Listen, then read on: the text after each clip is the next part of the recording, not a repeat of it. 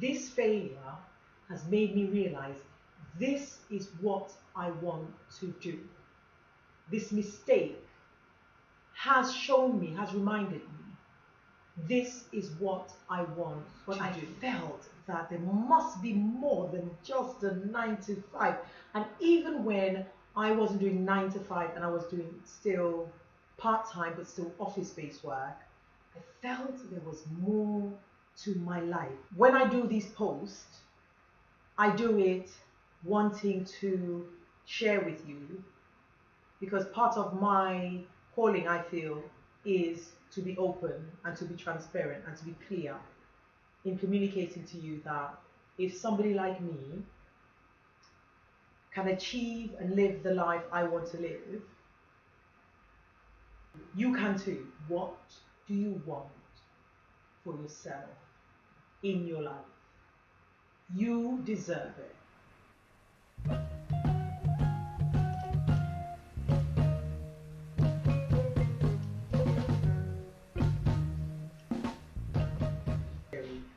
This space is necessary because, as I said, how often do you see just a dark-skinned woman with their own hair, here's a look at my hair today, with their own hair, just talking to you. Hopefully, if I share my real-time experiences, you will find comfort in knowing that we are all experiencing successes as well as challenges. A lot of the times we're going to have to step into areas of work that we believe that's what we want, and then when we're in it, we're like a few months in, a year, this isn't quite what I feel I want to do. And when you have that feeling, that's a sign that it's time to look at other opportunities. It could be within the same spot you're in, or it could be out of it, but it's time to start looking for the next challenge, because your system, your mind, your body, your soul is telling you it's time to move on. This is not it. And it's okay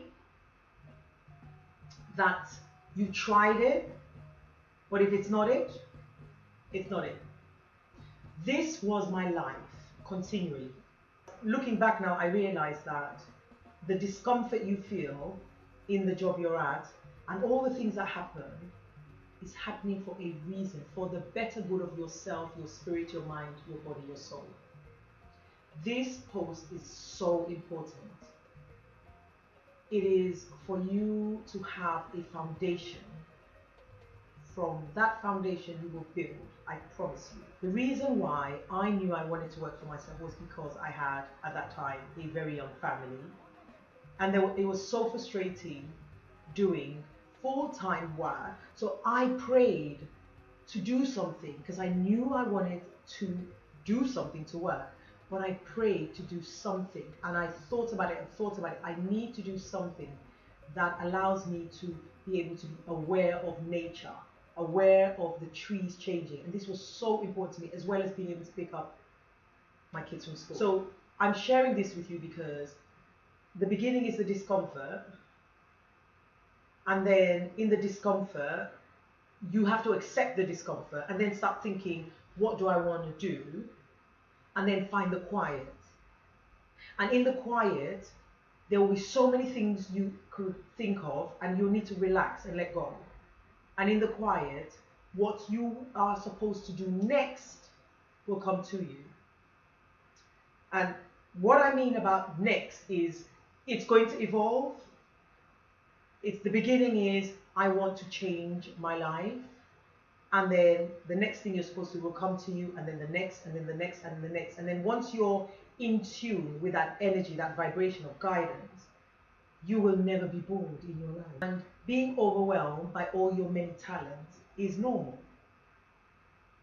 because you can do so many things. And that's okay. But don't rush it, take your time, and the answer will come to you. And being in tune with your inner self, hence the reason why well-being is important. Eating right, exercising, finding the quiet, your Zen space, all those things are important, because when the distraction comes or the test, It can be very loud, and a sense of self and clarity of what you're trying to achieve. For example, whatever the storm around me, I want to be aware of the leaves changing. I want to be aware of the way the trees look. I want to be able to walk in the park. I want to be able to walk and be observant, be present in my life, because that's my most favorite personal thing I like to do for myself. What is your favorite personal thing you want to do for yourself?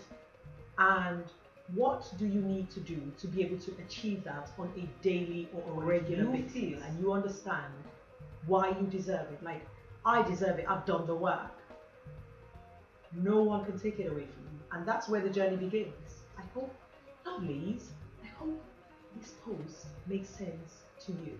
Bye, lovelies. Bye, lovelies. Bye, lovelies. Bye, lovelies. Expect the tests.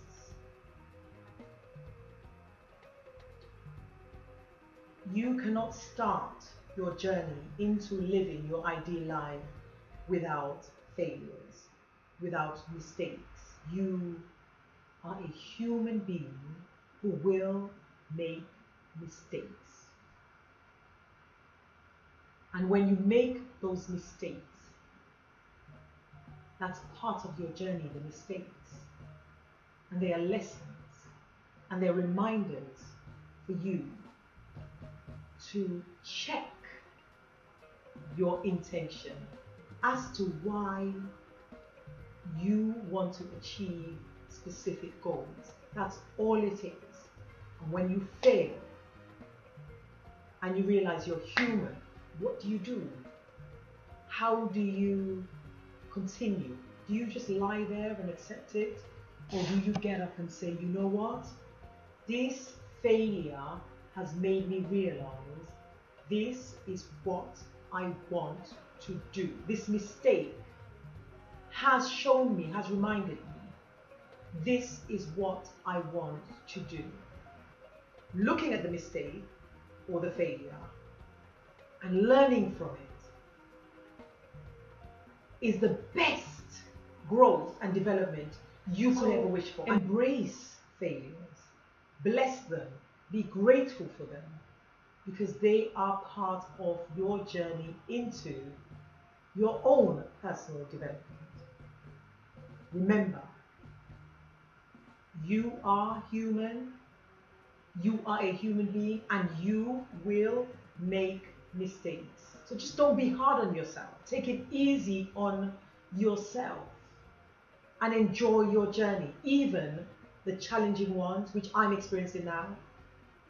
Turn it into a positive and enjoy it and learn from it and visualize, see where you're trying to head to, where you want to head to, and you will be all right, because you're not alone. Do I want to be in tune with my inner voice, my guiding voice, and listen to it? The message is within you. It is clear.